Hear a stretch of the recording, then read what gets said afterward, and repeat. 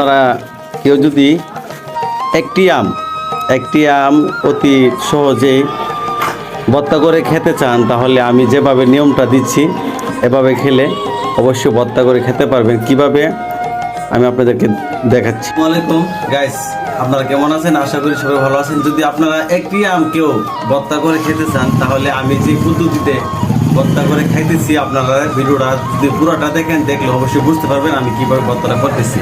প্রথমে আমরা চুললাম, ঠিক আছে, ছুরির সাহায্যে ছোটো করে এভাবে কিমা করলাম, ঠিক আছে, এই যে দিলাম, ঠিক আছে। এখন দেখেন পুরোটা ভিডিও যদি আপনারা দেখেন, তাহলে একটা আম যদি অতি সহজে ফুডা হিল মিল ছাড়া যদি ভর্তা খাইতে চান, তাহলে কীভাবে, এই যে লবণটা আমি কীভাবে করে রাখছি দেখেন, লবণ মরিচ একসাথে কইরা রোদ দিয়ে শুকায় রাখছি, যাতে এখন আমের দিন আমরা সবসময় আম খাইতে চাই, যাতে আমরা আম খাইতে পারি, ঠিক আছে।